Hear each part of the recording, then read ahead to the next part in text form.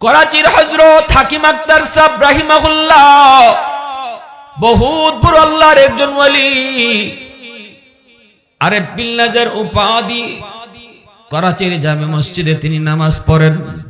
হঠাৎ করে তাকায় দেখেন একজন যুবক বড় সুন্দর করে নামাজ আদায় করলো, কিন্তু যুবকের ডান হাতটা কাপড় দিয়ে পেঁচানো। যুবকের রুকুটা বড় সুন্দর, যুবকের সেজদাটা বড় সুন্দর, যুবকের নামাজে দাঁড়ানোটা বড় সুন্দর, যুবকের কোরআন তেলাওয়াতটা বড় সুন্দর, খুশু খুজুর সাথে নামাজ আদায় করে। একজন যুবক যৌবনে আল্লাহর গোলামি করে ওলি হয়ে যায়। আল্লাহর ওলি হওয়ার বয়স হলো যৌবন কাল।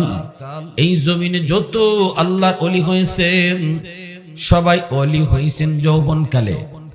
বয়স যত বাড়ছে আল্লাহর সম্মান তত বাড়ায়া দিছে। আল্লাহু আকবার জোরে কর। করাচির হযরত হাকিম আক্তার সাহেব রাহিমাহুল্লাহ তিনি বলেন, যুবক এত সুন্দর করে নামাজ পড়েছো, তোমার নামাজটা আমার বড় পছন্দ হয়েছে, কিন্তু ডান হাত কাপড় দিয়ে পেঁচায় রাখছো কেন? যুবক বলে, আল্লাহর ওলি, আমার হাতের মধ্যে পচন শুরু হয়েছে, দুর্গন্ধ বের হয়, এজন্য আমি কাপড় দিয়ে পেঁচায় রাখি যাতে করে মানুষের কষ্ট না হয়। যদি কাপড় দিয়ে পেঁচায় না রাখি তাহলে মসজিদের ভিতরে কেউ নামাজ পড়তে পারবে না, কেউ টিকতে পারবে না। করাচির হযরত হাকিম আক্তার সাহেব আরিফ বিল্লাহ বলতেছে, যুবক তুমি ডাক্তার কেন দেখাও না? যুবক বলতেছে, ওগো ওলি, সব ডাক্তার দেখানো শেষ, কেউ রোগ ধরতে পারে না, কেউ রোগ ধরতে পারে না। আল্লাহর ওলি কয়, তাহলে চলো অন্য দেশের ডাক্তার তোমারে দেখাবো। যুবক কয়, হুজুর তাম দুনিয়ার সব ডাক্তার যদি বাইটটা খাওয়াইয়া দেওয়া হয় তবু আমার রোগ ভালো হবে না, কারণ ডাক্তার আমার রোগ ধরতেই পারে না, আমি আমার রোগ ধরে ফেলেছি। আমার রোগ হলো আসমানি, চিকিৎসা চলছে জমিনে, অতএব জিন্দেগিতে কোনোদিন আমার রোগ সারবে না। এই কথা বইলেই যুবক চোখের পানি সাইরা কান্দে আর কয়, হুজুর আমি আমার মার গর্ভে একমাত্র সন্তান, জন্মের কিছুদিন পরে আব্বা মারা গেছেন, আমার মা আমাকে নিয়ে জীবন যৌবন কাটিয়ে দিছে, আর কোথাও মা বিয়া বয় নাই। আমার মা কষ্ট করে করে লেখাপড়া করাইছে। আমি প্রাইমারি শেষ করে হাই স্কুলে গেলাম, হাই স্কুল শেষ করে কলেজে গেলাম, কলেজ শেষ করে ভার্সিটিতে গেলাম, পড়ালেখা শেষ করলাম। সুন্দরী একজন ধনীর মেয়ের সাথে পরিচয় হয়। এই পরিচয়ের সুবাদে আমি তারে বিয়ে করে ফেলি, বৌনিয়া বাড়িতে উঠাই। আমার মা শুধু এতটুকু কইছে, বাজান বিয়ে করবে তো আমাকে একটু জানাইলি না? ঠিক আছে বাবা, বিয়া করছো ভালো কথা, কিন্তু ধনীর মেয়ে, আমি গরিব মারে কেমন করে মা কইয়া ডাকবো? আমার মন তো বলে আমাকে মা কইয়া সে ডাকতে লজ্জা পাবে। যুবক না গো মা, আমি সব তারে ভাঙ্গায়া কইছি, কোনো অসুবিধা নাই। মা যা ধারণা করেছে তাই হয়েছে। এ যুবক, কোন মা কোন বাবা সন্তানের কোনদিন অমঙ্গল চায় না, সন্তানের কোনদিন ক্ষতি চায় না, সন্তানের কোনদিন লোকসান চায় না। সকল বাপ মা সন্তানের লাভ চায়, সন্তানের ভালো চায়, ঠিক কিনা জোরে কও? তুমি আমি হয়তো অনেক সময় বুঝি না, মনে করি আমার মা আমারে বন্ধুর সাথে হাঁটতে দেয় না, মনে করি আমার বাপে আমার বন্ধুর লগে যাইতে দেয় না, কিন্তু তোমার বাবা জানে এই বন্ধুর লগে গেলেই তুমি নষ্ট হবে। মা ভালো করে জানে ওর সাথে সময় দিলেই তুমি নষ্ট হবে। হয়তো তুমি বুঝো না, তোমার বাল্য বয়স, যৌবন কাল, বন্ধু নির্বাচনের বয়স। এই বয়সটাতে মানুষ বন্ধু চায়, কিন্তু বন্ধু নির্বাচনে অনেক সময় অনেক যুবক ভুল করে। মা ভালো করে জানে, বাবা ভালো করে জানে এই বন্ধু তার জন্য বন্ধু না, এটা তার বন্দুক। আল্লাহর ওলি হাকিম আক্তার সাহেব রাহিমাহুল্লাহ ওই যুবককে বলেন, যুবক তাহলে চলো অন্য দেশের ডাক্তার দেখাই। যুবক কয়, না, কোন ডাক্তার দেখাইতে হবে না হুজুর, আমার পচন ভালো হবে না, কেউ ভালো করতে পারবে না, কারণ আমি আমার রোগ ধরে ফেলেছি। রোগ হলো আসমানে, চিকিৎসা চলছে জমিনে। আগুন লাগছে শেরপুর, পানি দিলে ফরিদপুর, জীবনে কোনোদিন আগুন নিভবে না। যুবক কয়, আমি আমার মার গর্ভে একমাত্র সন্তান, পড়ালেখা শেষ করে বউ আনছি ঘরে, শিক্ষিতা বউ। এই বউ কিছুদিন পরেই আমার মার বিরুদ্ধে আমার কানে নালিশ দেয়। প্রথম দিন আমি ধমক দিয়েছি, বলছি আমার মার বিরুদ্ধে কথা বলবি না। দ্বিতীয় দিন আবারও কয়। এইভাবে একদিন, 2 দিন, 3 দিন বলার পর অটোমেটিক আমি বউয়ের প্রতি দুর্বল হয়ে পড়েছি। আমি মা রুমে ঢুইকা মারে বকাবকি শুরু করলাম। আমি মারে বকাবকি শুরু করলাম। তৃতীয় দিন মা রুমে ঢুইকা মারে বকাবকি কইরা আমি জালেম, আমি নাফরমান, আমার মার গায়ে হাত উঠায় ফেলছি। যেই মাত্র মার গায়ে হাত উঠাইছি, মা চিৎকার দিয়া কান্না করে আর কয়, বাজান আজ তুই বউয়ের কথায় মার গায়ে হাত উঠিয়ে দিলি, তোর এই হাতটা মা চুমায়া চুমায়া বড় করছি। বাপের আদর পাস নাই, বাপের আদর মার আদর আমি একাই দিছি, আজকে বউয়ের কথায় তুই আমারে মারলি। ঠিক আছে, আল্লাহ যেন তোর এই হাত ফসায়া দেয়, তুই যেন আমার জানাজার নামাজ পড়তে না পারস। হুজুর আমি তখনই টের পাইছি আমার পায়ের জমিনটা কাঁপে উঠছে। অফিস থেকে খবর পাইলাম মা মারা গেছে। জানাজা পড়ার জন্য দ্রুত গ্রামে আসতে চাইলাম, কিন্তু এত সমস্যা হয়েছে রাস্তাঘাটে, পৌঁছতে পৌঁছতে অনেক দেরি হয়ে গেছে, জানাজা আমি পাই নাই। তখনই বুঝে গেছি মার একটা বদ্দুয়া কবুল হয়ে গেছে। আরেকটা বদ্দুয়া ছিল, তোর হাত যেন পচা যায়। অল্প দিনের পরেই দেখি আমার হাতের মধ্যে ফুরা দেখা দিছে। ফুরা, যেই হাত দিয়ে আমি মারে মারছিলাম, এই হাতের মধ্যে ফুরা দেখা দিছে, ফসা শুরু হয়েছে। ডাক্তারের কাছে গেলাম, ডাক্তার অ্যান্টিবায়োটিক, হ্যাঁ অ্যান্টিবায়োটিক দিল, কিন্তু ফসা ভালো হয় না। ডাক্তাররা কই আমরা বুঝি না, বুঝি না, বুঝি না, কেন তোমার পচন ভালো হয় না? এই ঔষধে তো তোমার ফসা ভালো হওয়ার কথা। আমি তখন কান্দি আর বলি, ডাক্তার আমার ফসা কেন ভালো হয় না? তোমরা না বুঝলেও আমি বুঝে ফেলেছি। তামাম দুনিয়ার ওষুধ যদি বাইটটা খাওয়ায় দেও, আমার ফসল ভালো হইতো না, কারণ আমি আমার এই হাত দিয়া মাকে মারছি। আওয়াজ দিয়া কও নাউজুবিল্লাহ, আরো জোরে কও নাউজুবিল্লাহ। ওগো আল্লাহর ওলি, দিন দিন খালি ফসা উফরের দিকে উঠে, দিন দিন খালি উফরের দিকে উঠে। আমার এই ফসার দুর্গন্ধে আমার সুন্দরী বউ, যেই বউয়ের কথায় আমি মারে মারছিলাম, এই বউটাও আমারে ফালায়া বাপের বাড়ি চলে গেছে। আমার এলাকার মানুষেরা বাড়ি থেকে বের করে দিছে, কয় তাড়াতাড়ি তুই বাইর, তোর গন্ধে আমরা টিকতাম পারি না। আমারে ঘর থেকে এলাকা থেকে বের করে দিছে। এখন আমি রাস্তায় রাস্তায় ঘুরি, মসজিদে মসজিদে থাকি, আর আল্লাহর কাছে চোখের পানি ঝরায় কান্দি। জানি না আমার আল্লাহ মাফ করবনি। এ যুবক ভালো করে মনে রাখো, বাপ মার দিলে যদি ব্যথা থাকে, এই মা বাবা যতক্ষণ পর্যন্ত তোমাকে মাফ না করবে, পৃথিবীর এমন কোন বুজুর্গ নাই, এমন কোন ওলি নাই, এমন কোন কুতুব নাই যার দরবারে গেলে পরে তুমি মাফ পাইবা। কারণ আমার মায়ার নবী, দয়ার নবী, রহমতের নবী, মদিনার কবর জান্নাতুল বাকির পার দিয়ে নবী যাইতেছেন। এই অবস্থায় নবীজির সাথে আছেন সাহাবায়ে কেরাম। নবীজি অন্তর চোখে দেখলেন একটা কবরের ভিতরে যুবকের আযাব। যুবক আগুনে ফুটতেছে, সাপের কামড় খাইতেছে, আর মা মা কয়া চিৎকার করে কান্দে। নবীজি অন্তর চোখে দেখে ফেললেন, আল্লাহ তারে দেখাইলেন। কবরের আযাব আল্লাহ আমাদেরকে দেখায় না, কারণ আমাদেরকে আল্লাহ যদি কবরের আযাব দেখাইতো তাহলে দুনিয়াদারি বন্ধ হয়ে যাইতো, দুনিয়ার রসুম রেওয়াজ বন্ধ হয়ে যাইতো, সন্তান মার লাশ নিয়ে কবরে যাইতো না। কবরের আযাব যদি সন্তানে দেখতো, বাপ মরলেও বাপের লাশ নিয়ে ডরে কবরে যাইতো না।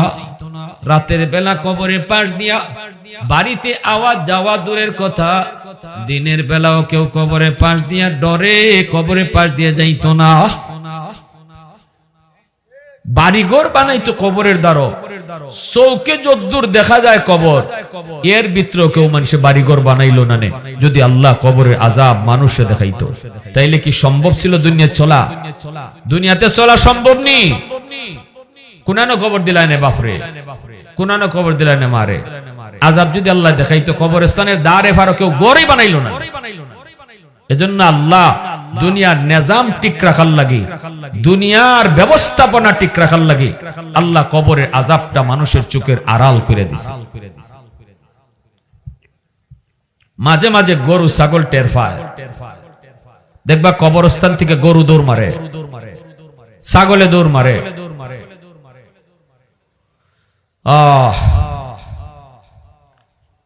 আমার নবীরে আল্লাহ দেখাইছেন, মদিনার কবরে একটা যুবক আযাব ভোগ করতেছে, আল্লাহ অন্তর চোখে রাসূলকে দেখাই দিয়েছেন।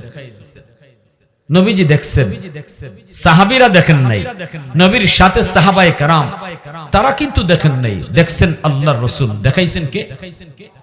জোরে খাও, আল্লাহ দেখাইছেন।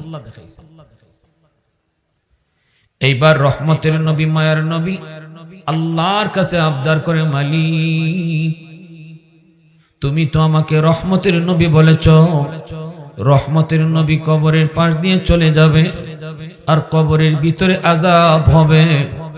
হয় না, হয় না মালিক, হয় না, তুমি আযাবটা বন্ধ করো।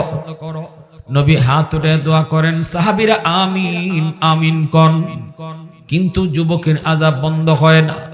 নবী আবার হাত উঠাইলেন, সাহাবায়ে কেরাম আবারও আমিন বললেন, এবারও আযাব বন্ধ হলো না। আবারও নবী হাত উঠান, আবারও আমিন বলেন, এবারও আযাব তার বন্ধ হলো না। রাসূল জানতে চাই, মালিক আমার হাতের দাম কি তোমার দরবারে কমে গেল?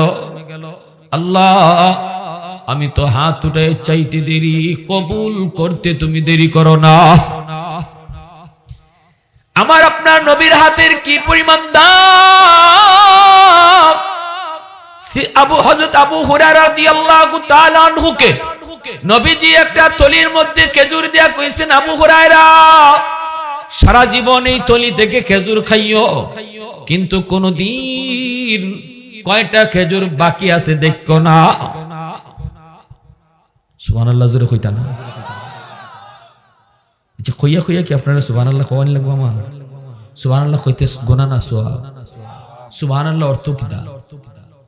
এটা ও এখানে না রূপ ধরছি আমি, মানে বাঙালিরে লাভ না দেখাইলে আমরা কোনো হানো যাইতে রাজি না। খালি আজহারি মাহফিলও গেছি, ফুটলা পাইছি না একটা নানি, কিলা কিলি দুসাদুসি হইছে কতকাল। আর নাইলে আপনারাই কেন ফুটলা বাটলা আসেনি? ও যুবক রাখো না বা তে একটু আমার আশা আছে, থাকবো আপনারা শেষ পর্যন্ত। বাঙালি লাভ সারা আটে না। সুবহানাল্লাহ অর্থ ভালো করে বুঝছো, সুবহানাল্লাহ অর্থ আল্লাহ তুমি পাক। আল্লাহ কয় আমারে যে যত বেশি সুবহানাল্লাহ কইয়া পাক কইব, আমি তারে তত ফাক বানায় দিব। এরপরও আসতে হইছে, আরো জোরে, আরো জোরে। যত আওয়াজ দিয়া সুবহানাল্লাহ কইবা, যতবার কইবা, আল্লাহ কইন আমি তারে তত তাড়াতাড়ি পাক পবিত্র বানায় দিব। আল্লাহ ফাঁক বানাইবার অর্থ হইল গুনাহ মাফ করে দেওয়া। গুনাহ হইল নাফাক, আল্লাহ ফাঁক বানাইবা এটার অর্থ হইল গুনাহ মাফ করে দিবা। এখন সুবহানাল্লাহ কইবেন তো জোরে ইনশাআল্লাহ। রাজি আছি সবাই ইনশাআল্লাহ? যুবকরা হাত তুলো, সজাগ কারা কারা? আল্লাহ কবুল করো, জোরে বলি আমিন, আরো জোরে আমিন। মাশাআল্লাহ, আল্লাহ তুমি কবুল করো। নবীজি আবু হুরায়রা রাদিয়াল্লাহু তাআলা আনহুকে বলেন, আবু হুরায়রা নাও এই তলিত কয়টা খেজুর আছে আমি খাইছি, বাকিটা রইছে, তুমি এখান থেকে খেজুর খাইও। হযরত আবু হুরায়রা কইন, নবীজির ইন্তেকালের পরেও আমি সারা জীবনই খেজুর এই তলিত থেকে লইয়া লইয়া খাইছিও না, খালি নিজেও খাইছি, পেট ভরা মানুষও দিছি। অথচ আবু হুরায়রা কইন, আমার ধারণা মতে রাসূলে খাইয়া খেজুর 6টা থেকে 7টা খেজুর বাকি আছিল, কিন্তু এই 6-7টা খেজুর রাসূলের আত লাগছিল দেখিয়া আমি এই তলিত থেকে জীবন ভর খেজুর খাইছি, একদিনও দেখছি না কয়টা আছে। এরপরে রাসূলের ইন্তেকাল হইছে, নবী যাওয়ার পরে আবু বকর সিদ্দিকের জমানা আইছে, সিদ্দিকের জমানাও আমি তলিত থেকে খেজুর খাইছিও দিছিও। এরপরে এখন আবু বকর সিদ্দিকের ইন্তেকাল হয়েছে, ওমর ফারুক খলিফাতুল মুসলিমিন হইছেন, 10 বছর অর্ধ পৃথিবী শাসন করেছেন। ওমরের 10 বছর আমি তলিত থেকে খেজুর খাইছিও, মানুষে দিছিও। উসমান গনি রাদিয়াল্লাহু তাআলা আনহু জমানায় হযরত উসমানকে যেদিন শহীদ করা হয়, উসমান গনি যেদিন শহীদ হলেন, বিদ্রোহীরা ওনার রাজ দরবার ঘেরাও করেছিল, বাসভবন ঘেরাও করেছিল, আর মদিনায় একটা হুলস্থুলি কারবার শুরু হইছিল। ওই সময় তাড়াহুড়া কইরা কোন জায়গায় যে আমার থলিটা ফিরে গেছি আমি কইতাম পারি না।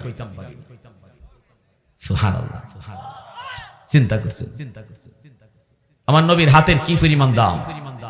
আর একটা ঘটনা কইতাম নি, মাত্র না বা কইতাম নি, তাবুক যুদ্ধ থেকে রাসূল আইতেছেন, রদ্দে শামস নামক কিতাবের ভিতরে লিখছেন, নবী হযরত আলী রাদিয়াল্লাহু তাআলা উরাতের মধ্যে মাথা রাখিয়া নবী কইন, আলী একটু আমি বিশ্রাম নেই। আলী বলেন, ইয়া রাসূলুল্লাহ একটু ঘুমান। নবীজি আলীর মাথার মধ্যে উরাতের মধ্যে মাথা রাখিয়া রাসূল বিশ্রাম নিছেন। আলী রাদিয়াল্লাহু তাআলা আসরের নামাজ পড়েন নাই, ইনি ভাবছেন নবীজি একটু ফরতে উঠি যাইবা, তা আমি এরপরে নামাজটা পড়িলেই মনে। কিন্তু নবীর চোখ লেগে গেছে, এদিকে সূর্য ডুববে যাইতেছে। আলী রাদিয়াল্লাহু তাআলা চিন্তাত পড়ে গেছেন, হাই রে এখন কি করি, আমার কি নামাজ কাজা হয়ে যাইব নাকি নবীর ঘুম ভাঙাইমু? সাথে সাথে আলীর মন কয়, সাবধান, তোমার নামাজ কাজা হয়ে যায় যাক, তবু দু জাহানের বাদশার ঘুম ভাঙাইও না। সুবহান। আমার বাইরা বন্ধুরা, যুবক আলী রাদিয়াল্লাহু তাআলা আনহু আর ডাক দিলেন না, নবীকে ডাক দিলেন না। এই দিকে সূর্য ডুবে গেল, নামাজ কাজা হয়ে গেল, নবীজির ঘুম ভাঙলো। আল্লাহর নবী আলীর চেহারা দেখে বুঝে ফেলেছেন একটা কিছু ঘটছে। অশান্ত মন, বড় পেরেশান, দিলের ভিতরে পেরেশানি, মনের মধ্যে চাপ পড়ে, ঠিক কিনা জোরে বলে? দিলের পেরেশানি চেহারার মধ্যে চাপ পড়ে না পড়ে না? আলীর চেহারার মধ্যে চাপ পড়ে গেছে। এটাই তো হলো ঈমান। নবীজি বলেন, মাল ঈমান ইয়া রাসূলুল্লাহ, ইজা সাররাতকা হাসানাতুকা ওয়া ইজা সাআতুকা সাইয়্যাতুকা ফাআনতা মুমিন। নবীকে প্রশ্ন করা হয়েছিল, নবী গো ঈমান কারে কয়? নবী কয়, যদি নেক কাজ করো অন্তরে যদি ভালো লাগে, গুনাহ করলে অন্তরে যদি পেরেশানি লাগে, বুঝবা তোমার ঈমান আছে। আলী রাদিয়াল্লাহু তাআলা আনহুর নামাজ কাজা হয়ে গেছে, অন্তরের মধ্যে পেরেশানি লাগছে, চেহারার মধ্যে পেরেশানি ছাপ পড়ছে। নবী জানতে চান, আলী রে, এ আলী বল কি হয়েছে একটু বল। আলী কয়, নবী গো আমার আসরের নামাজ কাজা হয়ে গেছে। দিনের নবী, মায়ের নবী, আলী ডাক দিলি না কেন, ডাক দিলি না কেন? আলী কয়, নবী গো আমি আমার মনকে জিজ্ঞেস করেছি, আমার মন কয় রে আলী, দু জাহানের বাদশার ঘুম ভাঙাবি না, প্রয়োজনে নামাজ কাজা হয়ে যায়, হয়ে যাক। আল্লাহু আকবার, জোরে বলেন। কেমন আশিক রাসূল, কেমন আশিক রাসূল। সাথে সাথে আমার নবী হাত উঠায় দিছে, আল্লাহর দরবারে হাত উঠে নবী কয়, মালিক আমার আলীর আসরের নামাজ কাজা হয়েছে, নিজের কোনো দোষ নয়, তোমার বন্ধুর আরামের জন্য তার আসরের নামাজ কাজা হয়েছে। ও মালিক, আমি এত কিছু বুঝি না। আল্লাহ তোমার বন্ধু হাত উঠায় দিছে, তোমার ডুবন্ত সূর্য আবার তুমি আকাশে উঠায় দাও। আমার আলীর নামাজ কাজা, আমি রাসূল এটা পছন্দ করি না। টাইম মতো যেন নামাজ পড়তে পারে।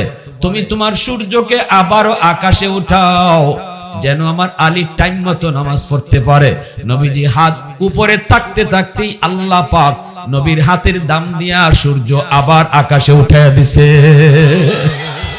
আওয়াজ দিয়া কও না সুবহানাল্লাহ, আরো জোরে সুবহানাল্লাহ। हैदर तेरा नाम से इस्लाम रहेगा, हैदर तेरा नाम से इस्लाम रहेगा, दुनिया की शजात में तेरा नाम रहेगा, दुनिया की शजात में तेरा नाम रहेगा, मुआविया तेरा नाम से इस्लाम रहेगा, दुनिया की सियासत में तेरा नाम रहेगा, दुनिया की सियासत में तेरा नाम रहेगा। এজন্য বলতেছি নবী কই মালিক, আমার হাতের দাম বুঝি কমে গেল। তিনবার হাত উঠাইছি একটা যুবকের জন্য, কবরের ভিতরে তার আযাব। ও মালিক, আমি হাত উঠাইছি, সাহাবীরা আমিন কইছে, আযাব কেন বন্ধ হয় না? কোথায় আমার সমস্যা? কি ভুল করেছি? আল্লাহ কই বন্ধু, তুমি ভুল করো নাই, তোমার কোনো ভুল হয় নাই, হাতের দামও কমে যায় নাই। এই যুবকের মা এখনো দুনিয়ায় জীবিত, মার কলিজায় ব্যথা, মা মরণের সময়টাতেও তার মাপ দেয় নাই। আমি আল্লাহ সিদ্ধান্ত নিয়েছি, মা যতক্ষণ পর্যন্ত এই যুবককে মাফ না করবে, আমি আল্লাহ তারে মাফ করব না। এ বন্ধু, মার কলিজায় বড় ব্যথা, মায় তারে মাফ না দিলি আমি আল্লাহ তারে মাফ করব না। এই কথা শোনা মাত্রই নবীজি কয় সাহাবীরা দৌড়ায় তার মায়ের কাছে গিয়ে আমার সালাম পৌঁছাও। নবীজির সালাম পৌঁছানো মাত্রই মহিলা আসলো। নবীজি জিজ্ঞেস করেন, মা গো, তুমি কবরটা চিনোনি? মহিলা কই, নবী গো চিনি, এটা আমার সন্তানের কবর। আল্লাহর নবী কই, মা, এই সন্তান বুঝি তোমার ভীষণ কষ্ট দিয়েছে, তোমারে অনেক যন্ত্রণা দিছে, তোমারে অনেক কষ্ট দিছে, জুলুম করছে, নির্যাতন করছে, এজন্য কবরের ভিতরে জাহান্নামের আগুনে জ্বলতেছে গো মা। সবাইরে আল্লাহ দেখায় না, আমারে দেখাইছে, আমি নিজের চোখে দেখছি, এখনো দেখতেছি। মা গো, সন্তান আগুনে ফুটতেছে আর সাপের কামড় খাইতেছে, আমি নবী নিজের চোখে দেখতেছি, আর চিৎকার করে করে শুধু আম্মা আম্মা কইয়া কাঁদতেছে। মহিলায় কয়, নবী গো, ওগো নবী, আমি এর মাফ করবো না, আমি এর মাফ করবো না, এখনো আমার পিঠে মাইরের দাগ আছে,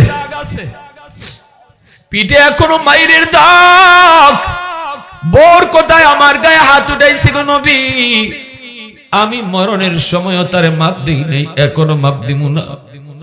আল্লাহর নবী জাহানের বাদশা, উম্মতের দরদি নবী, তিনি তো এই কথা শুনেই চলে যেতে পারেন না। রাসূল তো একটা ব্যবস্থা করবেন। তিনি তো উম্মতের দরদি নবী, উম্মতের কান্ডারি নবী। আল্লাহর নবীর চোখ দিয়া দর দর করে পানি পড়ে, নবীজি কাঁদতেছেন। আল্লাহর নবী বুঝে গেছেন মার দিল অনেক শক্ত হয়ে গেছে, এইবার মার দিলটারে কেমনে নরম করব। নবীজি বলতেছেন, আল্লাহ, মার দিলটা অনেক শক্ত, অনেক শক্ত, সন্তানে কষ্ট দিছে গো মালিক, এখন কেমনে নরম করি? আমি নবীর দোয়া তো তুমি কবুল করো না, আমার সুপারিশটাও তো তুমি কবুল করো না।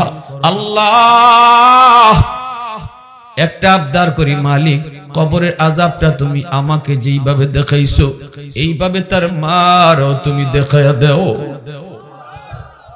আল্লাহ কই, বন্ধু, তোমার এই সুপারিশ আমি কবুল করলাম। সাথে সাথে আল্লাহ পাক মার চোখের সামনে কবরের আযাব আল্লাহ দেখায় দিছে। দেখা মাত্রই মা চিল্লানি দিয়া কয়, নবী গো, আমি মাফ করে দিছি গো নবী, মাফ করে দিছি, আমি বুঝি নাই, আমি বুঝি নাই আবার কলিজার সন্তান এমন কষ্টে আছে। পৃথিবীতে একমাত্র মা বিদেশ বাড়িতে সন্তানের কোনো বিপদ হলে সবার আগে টের পায় মা। মার কলিজা সবার আগে কচকচি করে, ঠিক কিনা জোরে কও। পৃথিবীতে মায়ের মতো আপন কেউ হবে না, পৃথিবীতে মায়ের মতো আপন কেউ হবে না।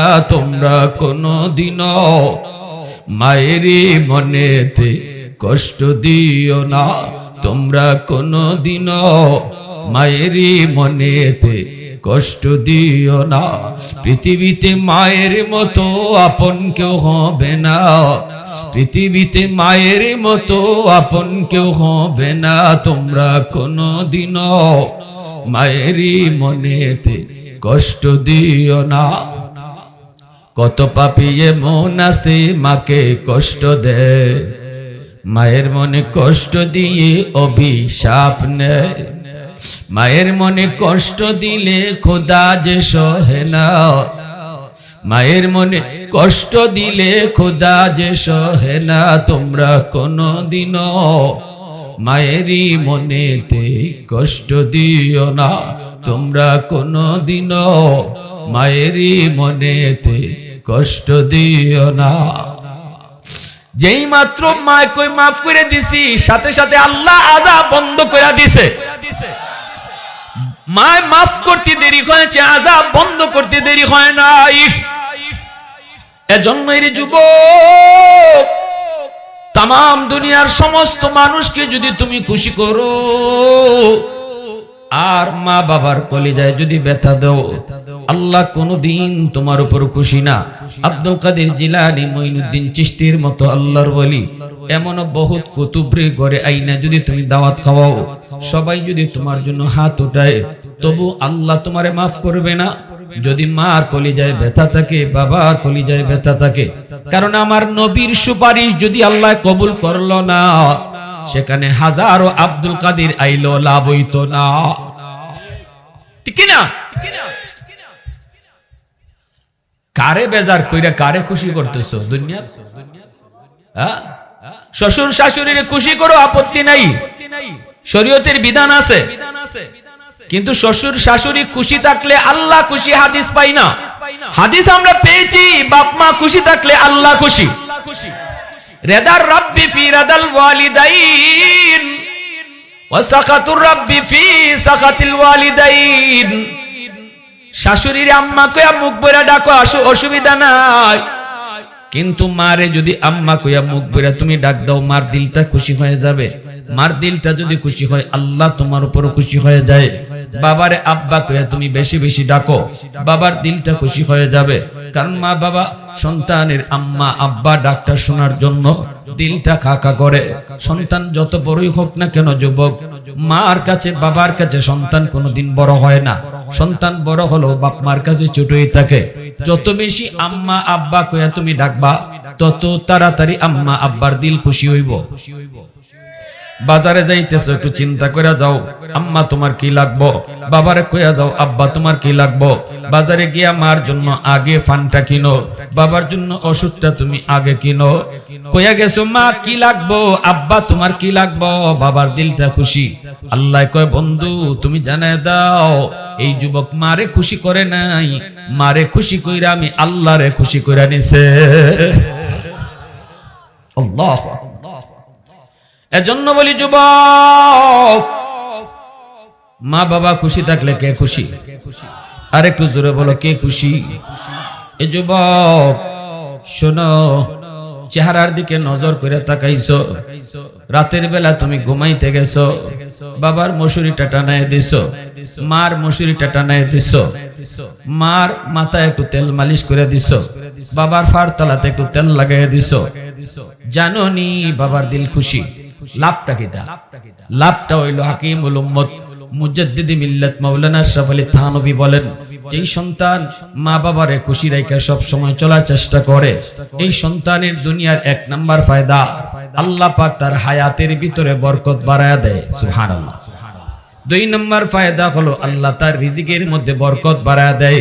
অল্প রিজিক কামাইব কিন্তু বরকত দিব আল্লাহ বেশি। বাপমার দোয়া যদি থাকে। তিন নাম্বার ফায়দা হলো মা বাবারে খুশি রাইখা চলো, তিন নম্বরে আল্লাহ তোমার ইজ্জতের চেয়ারে বসাইব, দিন দিন তোমার সম্মান আল্লাহ বাড়াইব।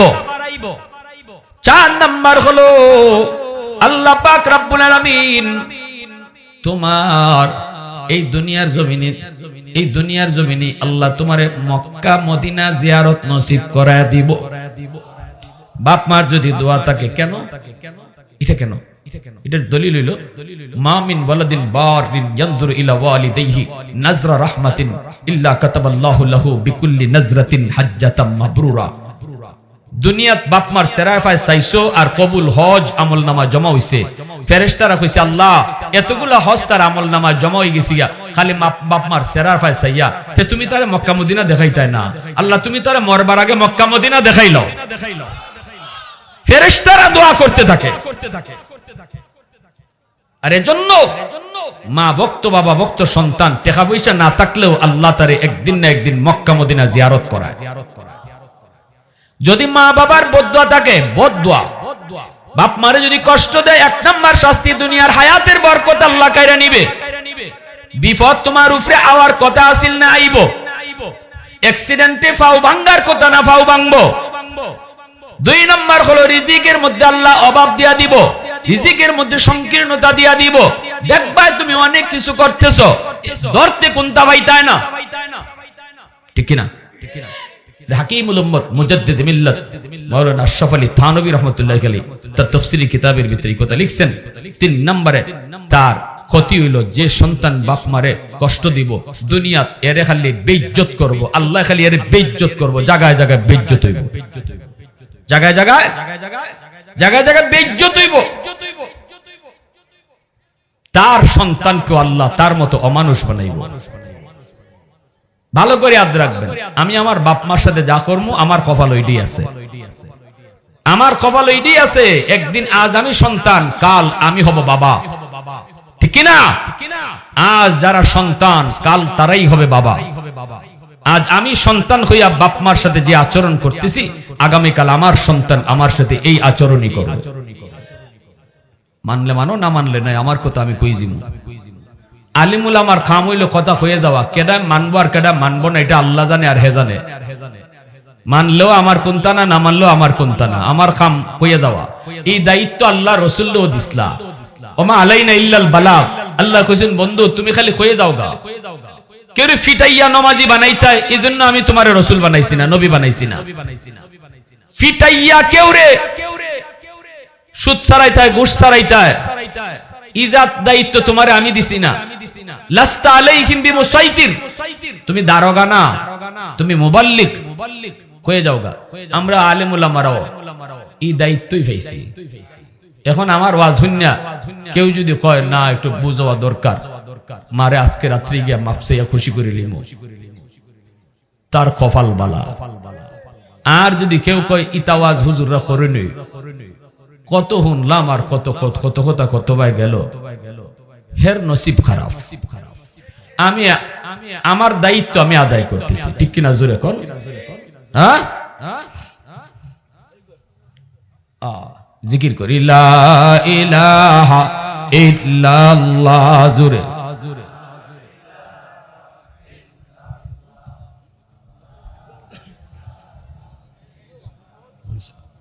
মোহব্বতের সাথে লা ইলাহা ইল্লাল্লাহ।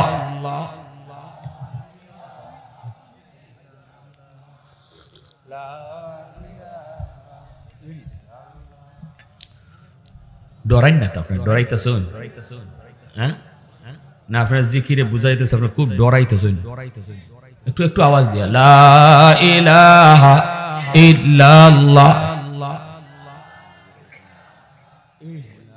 না না, 10 মিনিট ঠিক আছে, 10 মিনিট থাকবো আমি, 10 মিনিট থাকবো।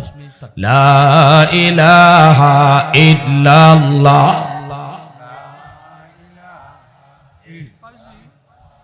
লা ইলাহা ইল্লাল্লাহ, লা ইলাহা ইল্লাল্লাহ মুহাম্মাদুর রাসূলুল্লাহ। জোরে সুরে বলি সাল্লাল্লাহু আলাইহি ওয়াসাল্লাম। আমার ভাইরা বন্ধুরা, এবার একটু মনোযোগ দিয়ে লক্ষ্য করে শোনো। পৃথিবীতে একমাত্র 3 জন মানুষ আছে যাদের দোয়া আল্লাহর দরবারে সরাসরি কবুল হয়ে যায়। সালাসাতুন দাওয়াতুম মুস্তাজাবাতুন লা শাক্কা ফীহ, দাওয়াতুল মাজলুম ওয়া দাওয়াতুল মুসাফির ওয়া দাওয়াতুল ওয়ালিদি আলা ওয়ালাদিহি। একজন হলো মজলুমের দোয়া বদদোয়া, দ্বিতীয় হলো মুসাফিরের দোয়া বদদোয়া, তৃতীয় হলো বাপ মার দোয়া বদদোয়া। এই 3 ব্যক্তির দোয়া বদদোয়া আল্লাহর দরবারে সরাসরি কবুল। মজলুমের দোয়া বদদোয়া, দুর্বল মানুষের আহাজারি আল্লাহর দরবারে সরাসরি পৌঁছে যায়। এই যুবক, একটু দিলটা নরম করে বুঝো। সমাজের ভিতরে কিছু মানুষ আছে দুর্বল। এই দুর্বলের উপরে সমাজে কিছু সবল মানুষেরা জুলুম করে। ক্ষমতা তার বেশি, গোষ্ঠী তার বড়, লোক তার বেশি, পয়সাও তার বেশি। এজন্য সমাজে ওই প্রতিবেশী মানুষ দুর্বল, ক্ষমতা নাই, গোষ্ঠী ছোট, পয়সাও কম। এজন্য আমি তার উপরে জুলুম করলাম, কথা দিয়া হাত দিয়া জমি জমা দখল করে কোনো না কোনো পথে যদি তার উপরে জুলুম করি। যুবক, আমার রাসূল কয় এই দুর্বল মানুষটা চেয়ারম্যানের কাছেও বিচার নিয়ে যায় না, মেম্বারের কাছেও বিচার নিয়ে যায় না, গেলেও বিচার পায় না। কারণ সমাজে মেম্বার চেয়ারম্যান সবলের পক্ষে থাকে। মাতো না বাজু রেখো।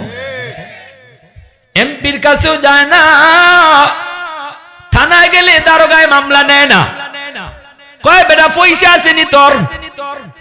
এজন্য ওই দুর্বল মানুষটা, গরিব মানুষটা রাতের অন্ধকারে আল্লাহর আদালতে মামলা দেয়, রাতের অন্ধকারে আল্লাহর আদালতে মামলা দেয়। আর কই মালিক, মেম্বারের কাছেও গেলাম না, চেয়ারম্যানের কাছেও গেলাম না, আল্লাহ তোমার আদালতে মামলা বয়ে দিলাম। আল্লাহ পাক রব্বুল আলামিন মামলা বইতে দেরি, আল্লাহ মামলা নিতে দেরি করে না। এজন্য বলি ঘরের বউ তোমার কাছে দুর্বল।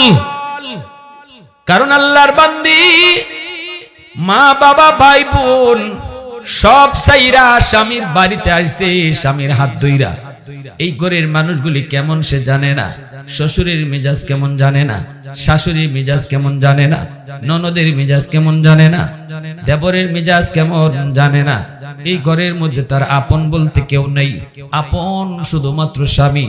তুমি স্বামী যদি তারে মারধর করো, স্বামী যদি তারে বকাবকি করো, স্বামী যদি তারে তুমি স্ত্রীর মর্যাদা না দাও, তাহলে এই মেয়েটা এই ঘরের মধ্যে কেমন করে থাকবি? এখানে তো তার আপন কেউ নাই, মা আসে নাই, বাপ আসে নাই, ভাই আসে নাই, বোন আসে নাই, রক্তের মানুষগুলা কেউ তার সাথে আসে নাই। ছোট্ট থেকে বড় হয়েছে যেই মেয়েটা বাপ মার আদরে, সেই মানুষটা চিরদিনের জন্য মা বাবা ভাই বোনরে পর বানায়া, স্বামীর বাড়ির মানুষগুলাকে আপন বানায়া জীবনের জন্য চলে এসেছে। এই ঘরে আপন তার কেউ নাই। তুমি স্বামী যদি তারে কষ্ট দাও, সে যদি চোখের পানিটা ফালায়, রে যুবক, এই পানির ফোঁটাটা এত গরম, এত গরম, জমিন বরদাস্ত করে না। প্রতিটা পানির ফোঁটা আল্লাহর আদালতের ফাইলে গিয়ে জমা হয়। কিয়ামতের ময়দানে ওই মামলা হবে জটিল, জটিল থেকে জটিল মামলা। দুর্বলের মামলা হবে আল্লাহর আদালতে বড় ভয়ঙ্কর মামলা। তুমি সবল মানুষটার জীবনের নামাজ, তোমার রোজা, তোমার হজ, তোমার যাকাত সব কিছু লইয়া তুমি আটক থাকবা, সব লইয়া আটক থাকবা, তুমি রাস্তা পাইবা না। আল্লাহ বলবে দুর্বলের মামলা তুই আগে ডিসমিস কর, এরপরে তুই তোর নামাজ লইয়া জান্নাতে যা, এরপরে তুই তোর রোজা লইয়া জান্নাতে যা। এজন্য বলি আল্লাহর নবী বলতেছে 3 ব্যক্তির দোয়া বদদোয়া সরাসরি আল্লাহর দরবারে কবুল। একজন হলো মাজলুম, সমাজে দুর্বল মানুষের উপরে কখনো জুলুম করবেন না। ইত্তাকি দাওয়াতাল মাজলুম ফাইন্নাহু লাইসা বাইনাহা ওয়া বাইনাল্লাহি হিজাব। 2 নম্বরে নবী কই মুসাফিরের দোয়া বদদোয়া। মুসাফিরকে কষ্ট দিও না। মুসাফির কষ্ট পাইলে এটাও আল্লাহর দরবারে সরাসরি পৌঁছে যায়। দোয়া নিও, দোয়া দিলে দোয়াও পৌঁছে যায়। 3 নম্বরে রাসূল কইছে বাপ মার দোয়া বদদোয়া। বাপ মায়ের দোয়া দিলেও কবুল, বাপ মায়ের বদদোয়া দিলেও কবুল। বদ্ধ দিছিল মা তোর হাত যেন ফচ্চা যায়, ফচ্ছে না জোরে কওকা। আর দোয়া করছিল কি জাত দোয়া, ঘটনা একটা কইতাম নি, মনে পড়ে গেছে, কইতাম নি। মুসা নবী একদিন আল্লাহর আল্লাহ জান্নাতে আমার বন্ধু হইব কেডা? আল্লাহ কয় তোমার বন্ধু হইব অমুক বাজারে এক কসাই। কসাই মুসা নবী কয় আল্লাহ আমি একটা নবী আর জান্নাতে বন্ধু হইব কসাই? আল্লাহ কয় হ। মুসা নবী কয় আল্লাহ কোন আমলের কারণে অত বড় মর্যাদা কসাই বেটায় পাইব? জান্নাতে আমি নবীর বন্ধু হইব। আল্লাহ কয় আমি কইতাম না, তুমি কে দেখ খুঁজে বাইর করো। মুসা নবী মুসাফিরের সুরত দইরা এই কসাই বেটার কাছে আইছিল, পরিচয় না দিয়া। আমল জানতা কোন আমলের উসিলায় সে এত বড় মর্যাদা পাইছে। জান্নাত খার বন্ধু হইব, জোরে কওকা।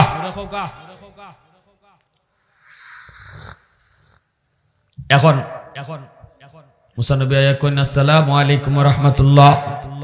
কই ওয়া আলাইকুম আসসালাম ওয়া রাহমাতুল্লাহ। ভাই আমি একজন মুসাফির, আজ রাত আমি আপনার বাড়ির মেহমান হইতাম চাই, আমারে নিবাইনি। কসাই লোকটা কয় ঠিক আছে ভাই অসুবিধা নেই, আমি তো মেহমানের পাগল। আমরা মনে করি মেহমান আইলে পরে আমার কমায়া যায় খাইয়া যায়। আর আমার রাসূল কয় মান আরাদা আন ইয়াবসুতার রিজকা ফালইউকরিম দাইফা। নবীজি বলেন মেহমান তোমার বাড়িতে আইলে বাড়ায়া দেয়া যায়। নবী কইছেন বাড়ায়, আর আমি আপনি দেখি কমে। আমারটা ঠিক না নবীরটা ঠিক? হ্যাঁ মেহমানে কমায় না বাড়ায়? এটা আমার রাসূলের কথা। এই লোকটা কই ভাই চলেন আমার বাড়িতে চলেন। মুসা নবী তার বাড়িতে রওনা। বাড়িতে ঢুকলেন, নবী পরিচয় দেন না। দুইকে দেখেন লোকটায় মার রুমে আগে ঢুকলো, মারে যায় কুলে নিল। বৃদ্ধা মা বিছানায় কবুতরের বাচ্চার মতো পড়ে আছে। মুসা নবী যাইয়া আস্তে করে তারে কুলে নিলেন। কুলে নিয়া মুসা নবী দেখতেছে লোকটায় গিয়া মারে কুলে নিল। কুলে নিয়া নিজের হাতে আসিল খাওন, এই খাওনটা মারে তুলায় তুলায় খাওয়াইতেছে।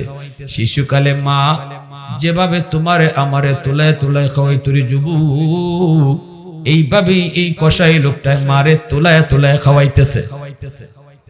বাজার থেকে ঘরে ঢুকলো, বোর রুমে আগে ঢুকলো না, সন্তানের কাছেও আগে গেল না, মা রুমে যে আগে ঢুকছে, মারে আগে খাওয়ান দিতেছে। দুইটা অবুঝ বাচ্চা বাবার পায়ের কাছে এসে পড়ে গেছে। আব্বু পেটের ক্ষুধা, সারাদিন কিছু খাই নেই, আমরা ক্ষুধার তো বাবা আর পারি না, খানা দাও খানা দাও। তখনই বাপে মাথায় হাত বুলায়, আদর করে চুমা দিয়া কয় বাজান একটু অপেক্ষা করো, আমিও খাই নাই, আব্বু সারাদিন যাবত উপবাস, মেহমান হয়েছে, মেহমান রেলো একসাথে আমরা খাইমু, এর আগে তোমার দাদু রে খানা খাওয়ায়া নেই। মুসা নবী কই ভাই এই মারে আগে খাওয়াইতেছো, বাচ্চাগুলারে পরে দিবা? কহ বাচ্চাগুলা কি তোমার? কই আমার। কতদিন ধইরা মারে আগে খাওয়াও পরে নিজে খাও? লোকটা কই 40 বছর যাবত। মুসা নবী অবাক হইয়া তিনি বুঝে গেলেন কোন দোয়ার কারণে, কোন আমলের কারণে সে জান্নাতে তার বন্ধু হইছে। মুসা নবী এইবার বইতেছে ভাই রে, মা কি যেন তোমার বিড়বিড় করে দোয়া করলো, কি যেন কইলো একটু শোনাও তো। কই মা দুইটা দোয়া করে, দুইটা দোয়া। একটা দোয়া মায় করছে, একটা দোয়া আমার কবুল হয়ে গেছে, আমি দুনিয়াতে নগদ পায়া গেছি। আরেকটা দোয়া কেমনে কবুল হইব আমার বুঝে পড়ে না। মুসা নবী কয় কি দোয়া টোর করছে কও? মা একটা দোয়া করে, আল্লাহ আমার সন্তানের দুনিয়াতে তুমি ইজ্জতের সাথে রাইখো, কখনো বেইজ্জত কইরো না, রিজিকের অভাব দিও না। এই দোয়াটা আমি দুনিয়াতে নগদ পাইলিছি, আল্লাহ আমারে অনেক ইজ্জত সম্মানের সাথে রাখছে, অভাব আমার নাই, আমি বড় সুখে আছি। 2 নম্বর আরেকটা মা দোয়া করে, এটা কেমনে কবুল হইব আমি বুঝি না। মুসা নবী কই কি দোয়া? কই মা সব সময় দোয়া করে, আল্লাহ আমার সন্তানরে তুমি জান্নাতে মূসা নবীর বন্ধু বানায়া দিও। কেমনে কবুল হইব বুঝি না। আমি একজন সাধারণ কসাই মানুষ, জান্নাতে মূসা নবীর বন্ধু কেমনে হইব? মূসা নবী কয়, ভাই আমার বুকে আয়, তোমার মার দ্বিতীয় দোয়াটাও আল্লাহ কবুল করে নিছে। আমি হলাম বনি ইসরাইলের নবী মূসা। আমি আল্লাহর কাছে জানতে চাইছিলাম, মালিক জান্নাতে আমার বন্ধু কেডা হইব? আল্লাহ তোমার ঠিকানায় আমারে ফাটাইয়া দিছে, আর কইছে আমি আইয়া খুঁজা দেখতাম কোন আমলের কারণে তুমি জান্নাতে আমার বন্ধু হইছো। হ্যাঁ এ ভাই আমার বুঝ হয়ে গেছে রে ভাই, এই মার দোয়ার কারণে আল্লাহ পাক তোমারে আমার জান্নাতে বন্ধু হিসাবে কবুল কইরা নিছে। আওয়াজ দেয়া কও না সুবহানাল্লাহ, আর জোরে সুবহানাল্লাহ।